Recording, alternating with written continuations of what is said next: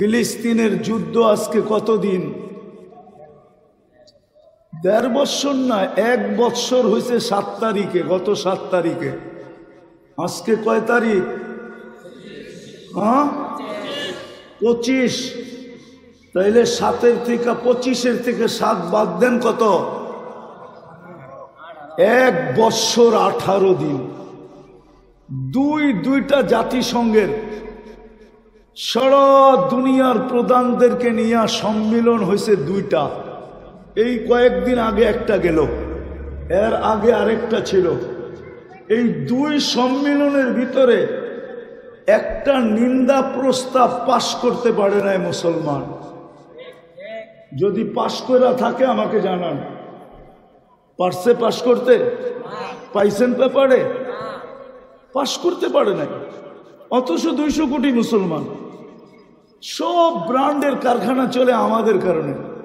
আমি তো এই পুরো মিডিয়ার সামনে বলতেছি, আজকে যদি ২০০ কোটি মুসলমান বলে যে আমরা আমাদের দেশি পণ্য ছাড়া দুনিয়ার কোনো ব্র্যান্ড আমরা ব্যবহার করব না না না না না, কালকের থেকে দেখেন কত শত ফ্যাক্টরি বন্ধ হয়। সারা দুনিয়ার কাফের আপনার পায়ে কি করে আসে দেখেন। যদি মুসলমান বলে যে আজকের থেকে আমরা ব্যবহার বাদ দিলাম, কিন্তু আসল কথা তো এটাই, বিড়ার গলায় ঘন্টি বাঁধবে কে? মুসলমান তো এক হবে না, এটা বলবেও না। তো আমি যেটা বুঝাইতেছিলাম, আমরা আজকে নিজেদেরকে ফুটাইতে পারি না, আল্লাহর কাছে আকর্ষণের পাত্র না, রসুলের কাছে আকর্ষণের পাত্র না, যার কারণে আমরা আজকে আগাছা হিসাবে দুনিয়াতে আসি। আমরা আগাছা, যার কারণেই তো আপনি প্রস্তাব পাশ করতে পারেন না। আরেকটা প্রমাণ দেখাই আপনাদেরকে। আমাকে কোনো টাঙ্গাইল বড় শিক্ষিত এলাকা কোনো যুবক আমাকে নেটের থেকে বাহির করে দেখাইতে পারবে না, না ফেসবুক না কোনো মিডিয়ার থেকে, যে আজ পর্যন্ত প্রাণীবাদীরা যারা প্রাণী নিয়ে কাজ করে ছোট একটা বিবৃতি দিছে কোনো প্রাণীবাদী সংস্থা যে ৪৮,০০০ মানুষ কেন মারলাম, মুসলমান বাদ দেওয়া, এরা তো প্রাণী, সে দেখাইতে পারে। এমনকি বাংলাদেশে যেই অফিস আছে প্রাণীবাদীদের, যারা প্রাণীবাদী হয়ে কাজ করে বাংলাদেশে, ওরা পর্যন্ত ছোট একটা, আজ পর্যন্ত একটা বিবৃতি দেয় নাই যে এতগুলা মানুষ অনর্থক কেন মারা হইতেছে।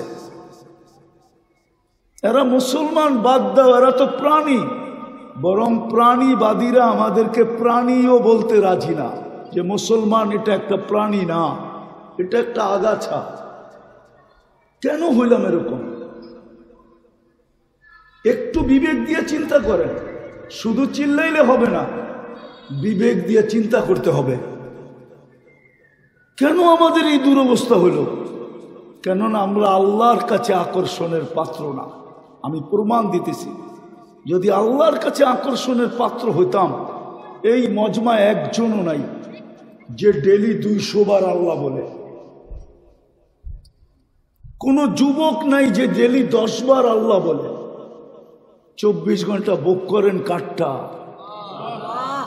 যুবক, দেখি তো মাঝে মাঝে এই রাস্তা দিয়া যাইতে, তোমাদের বাইক চালানোর অবস্থা দেখলে, একা থাকলে একরকম, আর পিছনে কেউ থাকলে আরেক রকম। পিছনে কেউ থাকলে বোঝেন তো? হ্যাঁ, শব্দটা আর বললাম না, এইভাবেই বললাম। পিছনে থাকা বোঝেন? তোমাকেই যৌবন কে দিছে? ২৪ ঘন্টা কে সুরক্ষিত করে? হ্যাঁ, ১০ বার তো আল্লাহ বলে না। যদি ১০ বার আল্লাহ না বলে ডেলি, তো ও আল্লাহর কাছে আকর্ষণের পাত্র হবে তো হবে কি করে? আজকে কি বার গেল? হ্যাঁ, বলুক এই মজমা আমাকে একজন বলুক যে আমি ৫০০ বার দুরূদ পড়ছি। কোন যুবক বলুক যে আমি ৫০ বার পড়ছি। কোন যুবক বলুক আমি ১০ বার পড়ছি। অথচ হুকুম তো ছিল শুক্রবারটা আমাকে দিয়া দিও, আমি হাদিস ভুল বলতেছি না, ওলামা আছে। আল্লাহ রসুল বলছে শুক্রবারে আমার উপরে বেশি বেশি দুরূদ পড়ো। সব আদর্শ বাদই দিলাম, নবীর সব আদর্শ বাদ দিলাম। অথচ যার কারণে আমরা এত বেনিফিট পাইলাম, এত লাভবান হইলাম, ওই লাভবানের সিরিয়াল যদি খুলতে যাই তো মনে হয় না আমার এই ছোট জীবনটা দিয়া যথেষ্ট হবে, যে উম্মত হওয়ার কারণে আমরা কতটুকু লাভবান হইলাম, কতটুকু মর্যাদাশালী হইলাম, কতটুকু বেনিফিট পাইলাম। একটা বেনিফিট দেখাইতেছি আমি টাঙ্গাইলে বসা। টাঙ্গাইলের সমস্ত মাদারেসের ওলামা যদি আমাকে দেখাইতে পারে যে কোনো উম্মতকে আল্লাহ 1500 বৎসর সুযোগ দিছে, কোনো উম্মতকে 1500 বৎসর টিকতে দেন না, ইতিহাসের পাতায় পাওয়া যায় না। 600, 700, 800, এর বেশি না, 900, 1000, এর বেশি না, এর বেশি সুযোগ দেন না। আমরা আজ পর্যন্ত সুযোগ ভোগ করতেছি, 1500 বৎসরের উপরে হয়ে গেছে। আল্লাহ রসুলের জন্মের দিন থেকে দেখতে গেলে এখন হিজরি সন চলতেছে 1446, এর সাথে যোগ করেন 40 বৎসর 6 মাস 10 দিন, এর সাথে যোগ করেন আরো 10 বৎসর, 1500 বৎসর পর্যন্ত আল্লাহ আমাদেরকে সুযোগ দিতেছেন।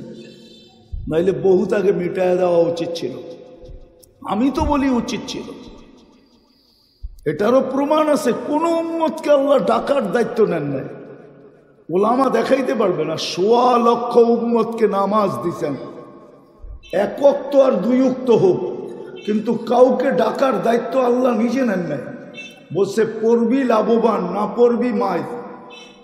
কিন্তু আমাদেরকে আল্লাহ ডাইকা ডাইকা পড়াইতে চাইতেছে। 5 বেলা কে ডাকে? ও যুবক, কে ডাকে 5 বেলা? আরে ভালো মতে বলেন না, আল্লাহ বলতে ভয় পান কেন? আল্লাহ এমন ভাবে বলেন যে আল্লাহ জিজ্ঞাসা করে এত ডাকস কেন? এতবার আল্লাহ বলেন। বললাম না, আল্লাহ বললে ভিতরে আলোকিত হবে। যুবক এইখানে বৈশা জান্নাত দেখবে, জান্নাত। বিশ্বাস হয় না? প্রমাণ দিব। ইমাম কর্তুবী লেখছেন, যুবক সারা রাত্র ইবাদত করে, দাঁড়ায় নামাজ পড়ে, দিনে রোজা রাখে।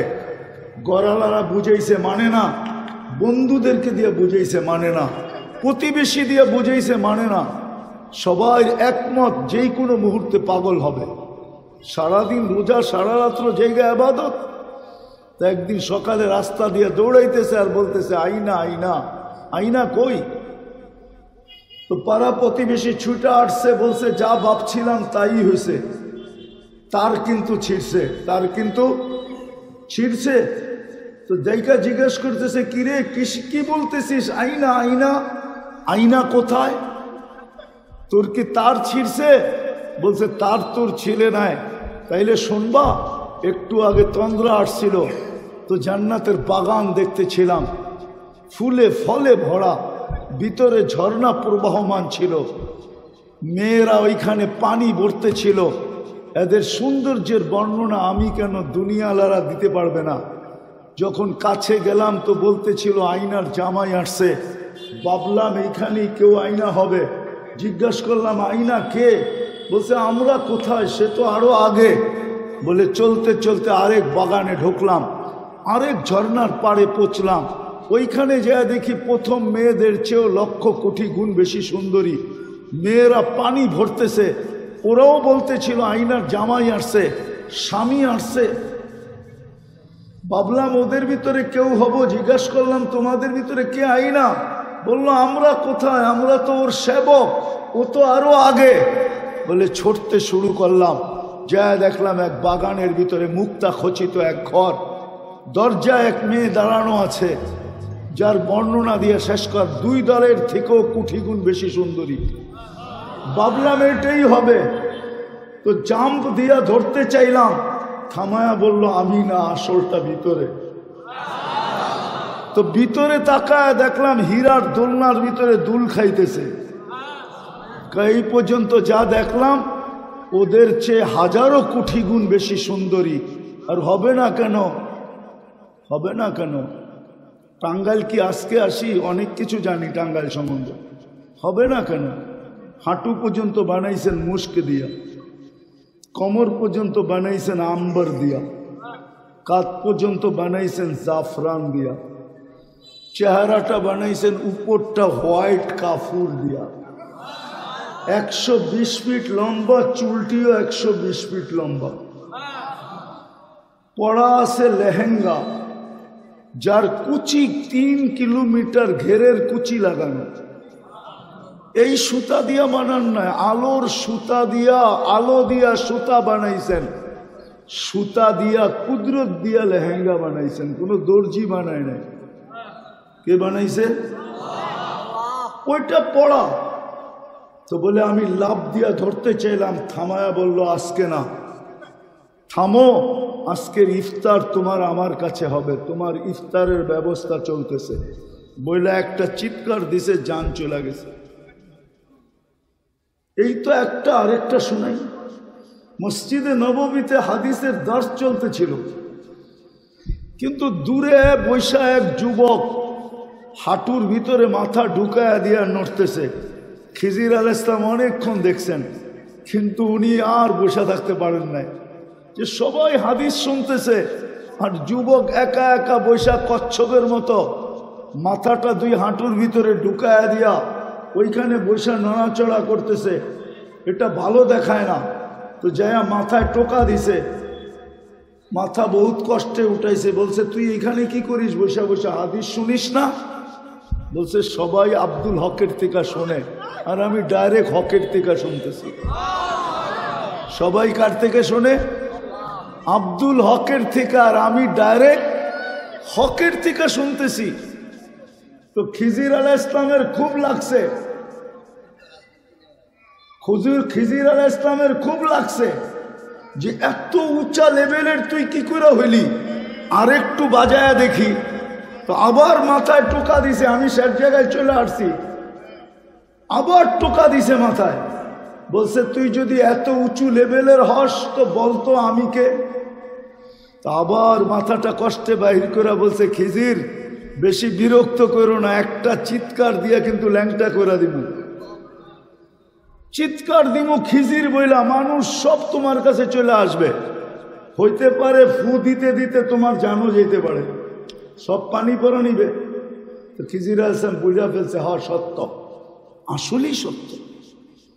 আজকে আমরা ফুটাইতে পারি না যেটা বলতেছিলাম, যে সত্য আল্লাহর কাছে যদি আকর্ষণের পাত্র হইতাম তো ডেলি তো আল্লাহ আল্লাহ 200 বার বলতাম। বুক করি কার? সবাই 24 ঘন্টা কাঠটা বুক করি। যে রসুলের কারণে এত বড় মর্যাদা পাইলাম, শ্রেষ্ঠত্বের মুকুট পাইলাম, কুনতুম খায়রা উম্মাহ, এক রাত্রই 83 বছর পাইলাম। যেই রসুলের কারণে আল্লাহ আমাদেরকে কুদরতি হাতের ছোঁয়া একবার না কয়েকবার দিলেন।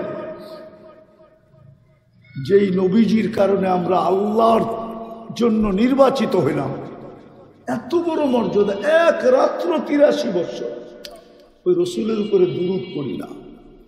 আজকে আমরা আল্লাহর কাছে আকর্ষণের পাত্র না, রসুলের কাছেও আকর্ষণের পাত্র না। কেন? আমরা ফুটন্ত না, দুনিয়ার দিক দিয়ে আমরা ফুটন্ত, আমি মানি বড় ফুটন্ত আমরা আজকে, কিন্তু আমরা আল্লাহ আল্লাহর রসুলের কাছে ফুটন্ত না, হইলে আকর্ষণের পাত্র হইতাম।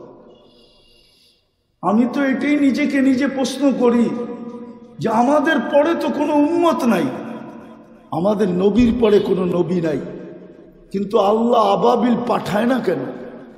কিন্তু আজ পর্যন্ত তো আবাবিল পাঠাইতেছে না। আল্লাহ বলে কার জন্য পাঠাবো?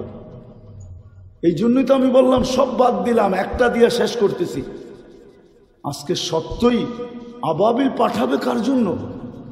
কার জন্য আবাবিল পাঠাবে? যাদেরকে ডাকলেও 80% আসে না, এদের জন্য আবাবিল পাঠাবে। আপনারা তো ফিলিস্তিন মিডিয়ায় দেখছেন, আমি তো 14 বছর আগেই 2 চোখে দেখে আসছি, আমি তো 2 পায়ে পাড়ায় আসছি, আমি তো চিনি ইব্রাহিম আলাইহিস সালাম কোথায় শুয়ে আছে। ফিলিস্তিনেই তো ইব্রাহিম আলাইহিস সালাম শুয়ে আছে, ওয়াদিয়ে খালিল ফিলিস্তিনের ভিতরে, ওয়াদিয়ে মুসা ফিলিস্তিনের ভিতরে। ১৬ লক্ষ নবীদের সম্মেলন করছেন মেরাজের রাতে আল্লাহ বাইতুল মুকাদ্দাসে। ওই জমিন আবাবিল কেন পাঠায় না, ফেরেশতা কেন নামায় না? আল্লাহর তো সৈনিকের অভাব নাই, উনি নিজেই তো ঘোষণা দিতেছেন লিল্লাহি জুনুদুস সামাওয়াতি ওয়াল আরদ, জমিনে যা কিছু দেখো সব আমার সৈনিকের অন্তর্ভুক্ত। আকাশেরটা তো বাদেই দিলাম, জমিনেরটা পাঠান। সবকিছু তো ওনার কবজায়, কুদরতের ভিতরে। কোন বলতে দেরি হইতে দেরি হয় না, কিন্তু আল্লাহ বলে কার জন্য পাঠাবো? 5 বার ডাকি, তারপরেও তো মসজিদ ভরে না।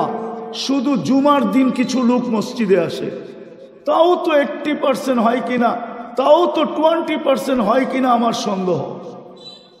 জুমার দিনও 20% মুছল্লি মসজিদে হয় কিনা হুজুররা ভালো বলতে পারবে। হয়,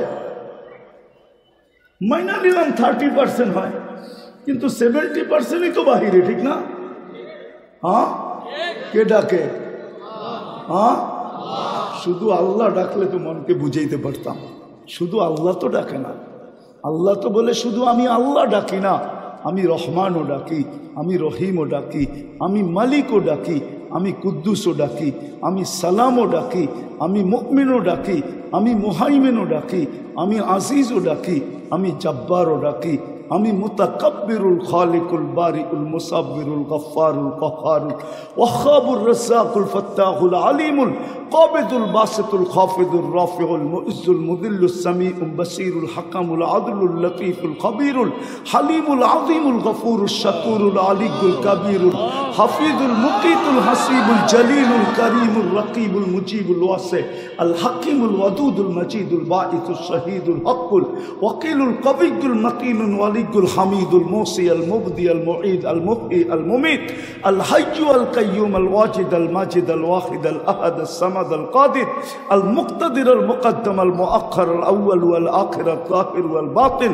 আল ওয়ালি আল মুতাওয়ালি আল বাররু তাওয়াব আল মুনতাকিম আল আফু আর রউফ মালিক আল মুলক যাল জালাল ওয়াল ইকরাম আল মুকসিত ওয়াল জামি ওয়াল গনি ওয়াল মুগনি আল মানি আদ দার আল নাফি আল নূর আল হাদি আল বদি ওয়াল বাকি আল ওয়ারিস ওয়াল রশিদ আস সাবুর জাল্লে জালালু 99 পদের মালিক আল্লাহ ডাকে তারপরও আসে না।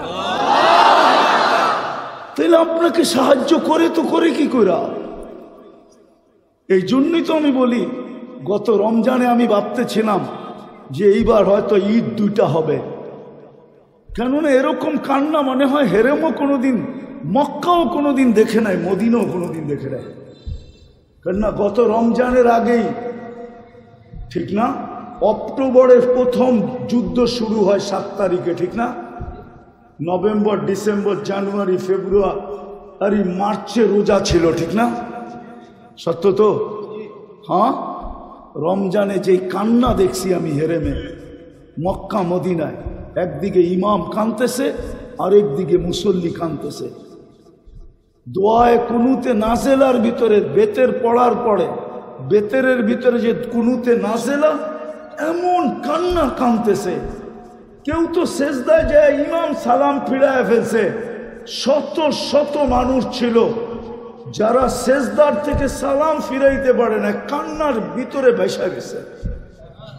আমি ভাবতেছিলাম 2টা ঈদ হবে, ফিলিস্তিনের স্বাধীনতাও দেখব, রোজার ঈদও করব। ওই ঈদ গেল, কোরবানি ঈদ গেল, আবার অক্টোবর চলে আসলো, আবার মার্চের 1 তারিখে রোজা আসবে, আবারও মনে হয় ঈদ আসবে, কিন্তু আর জানি না কবে ফিলিস্তিনের স্বাধীনতার ঈদ দেখব। কেন?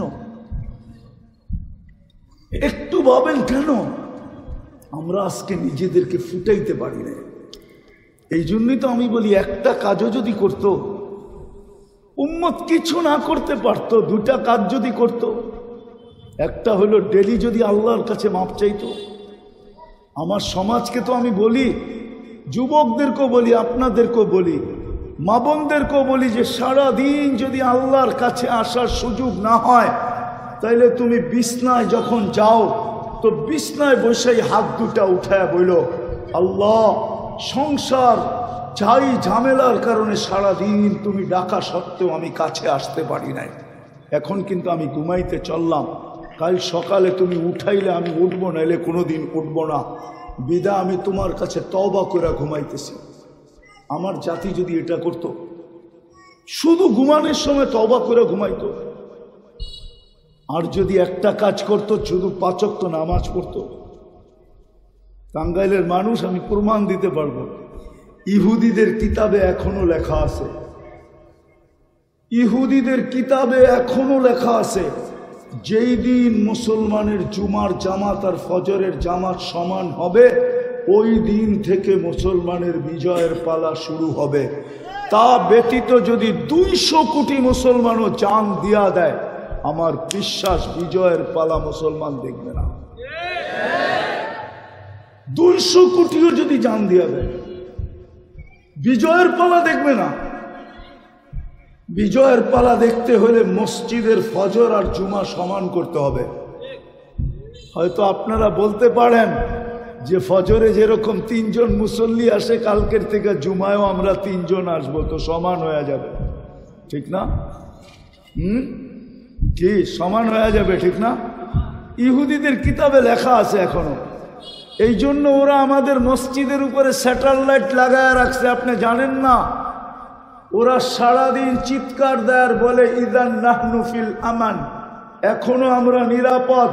ফাদাম্মিরু কাইফা তুদাম্মিরুন, মুসলমানকে সাইজ করো যেমনি সাইজ করতে মনে চায়। এই জন্যই 48,000 পর্যন্ত পৌঁছা গেছে। গত 3 দিন আগে ফিলিস্তিনওয়ালারা নেটে দিছে আমাদের কাফনের কাপড় নাই, আমরা কম্বল পেঁচায়া লাশের ছবি পর্যন্ত দিছে, আমরা বাড়ির কম্বল পেঁচায়া কবরে দিতেছি। যদি এইভাবে দিতে থাকি, একদিন আমাদের বাড়ির কম্বল শেষ হয়ে যাবে। সামনে শীত আসতেছে, আমরা গায়ে দেওয়ার জন্য যা বাইচা আসি, এরা কম্বল পাবো না, তো প্রকট শীতের কারণে আমরা এমনি মরা যাব। ও দুনিয়ার মুসলমানরা, তোমরা কিছু না পারো, আমাদেরকে কাফনের কাপড় দাও।